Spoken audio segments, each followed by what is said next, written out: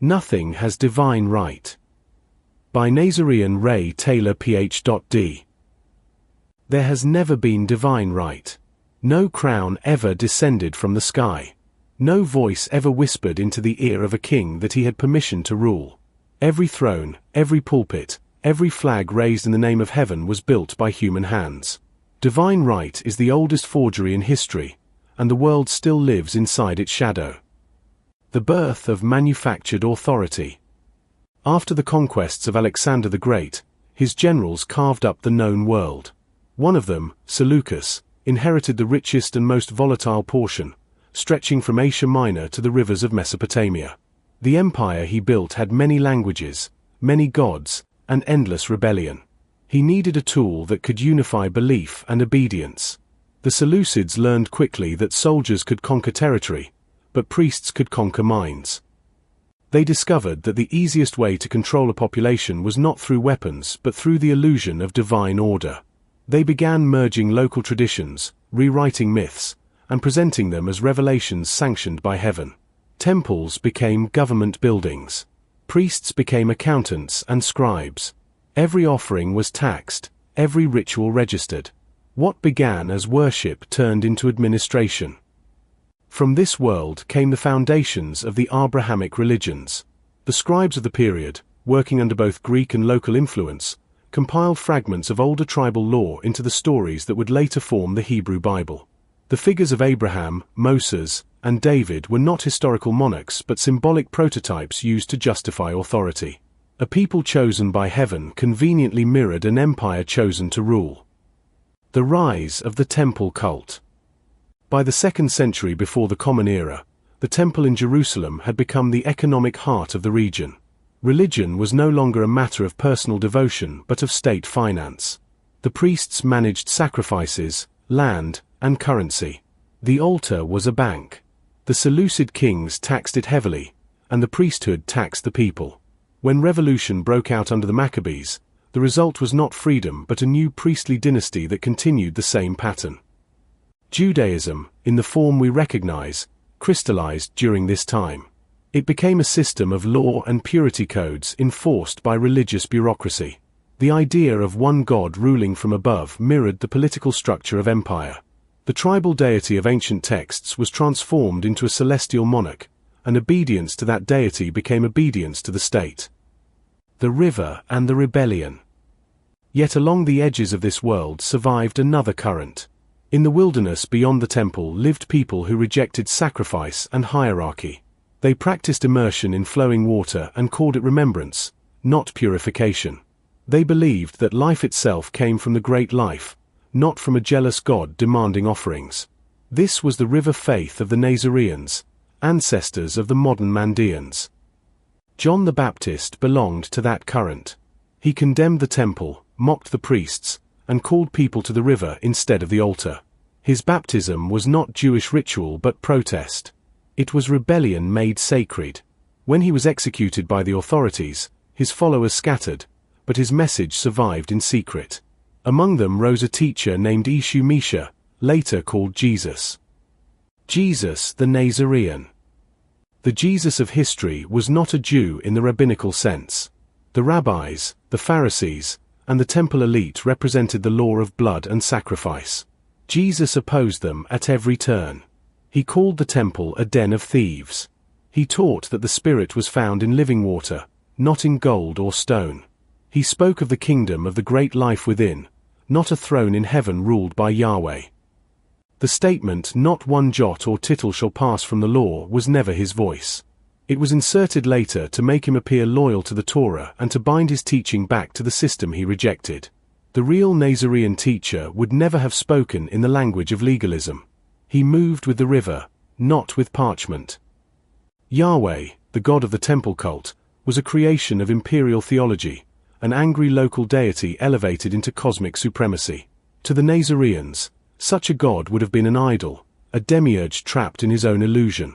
The great life was beyond wrath, beyond form, beyond ownership. It required no sacrifice and no priest. The idea that this teacher would preach blood atonement is absurd. The great life does not drink blood. The literary reconstruction. After the destruction of the temple in the 1st century, Rome needed a story that could pacify the remaining population. The early followers of John and Misha still spoke of freedom, light, and the river. They refused allegiance to Caesar or to any earthly throne. To suppress them, Roman writers began reworking their memory into a religion that supported empire rather than threatened it. They created the Pauline corpus, a body of letters that redefined the movement. In these texts, submission replaced enlightenment. Paul spoke of faith over knowledge, obedience over reason, and suffering as virtue. The earlier rebellion was recast as a call to serve authority. Sections like Romans chapters 9 to 11 were inserted to make the message appear Jewish and to tie it back to the Old Covenant, giving it a legal lineage Rome could exploit. Peter was added as the symbol of institutional loyalty. His name means rock, and upon this rock the church was built, not by revelation but by decree. The so-called apostolic succession gave emperors the right to rule by divine appointment. The river that once flowed freely was dammed by councils and creeds. The crown of heaven and the chains of earth. Once Christianity became Rome's religion, the system of divine right was complete. The emperor was now God's representative on earth. Kings ruled by sacred sanction. The church claimed to hold the keys to salvation, binding heaven to the state. Anyone who questioned that link faced torture, execution, or eternal damnation. The myth worked because it solved the empire's oldest problem. A man who believes his ruler is chosen by heaven will police himself. He will obey even against his own conscience. Divine right replaced the whip with faith, the chain with creed. It transformed domination into devotion. But no God ever granted that power. No heaven ever crowned a tyrant. Divine right was the continuation of the Seleucid experiment, perfected by Rome and exported to every continent. Monarchies, papacies, and parliaments inherited it under new names. Even secular governments still rely on its ghost, teaching citizens that without authority there would be chaos. The myth of chaos. Every government repeats the same story.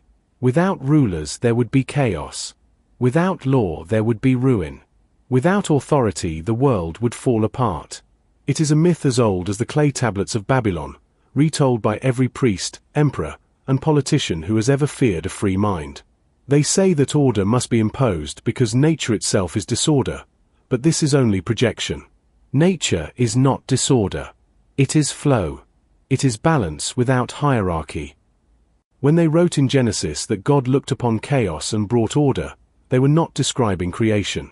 They were describing government.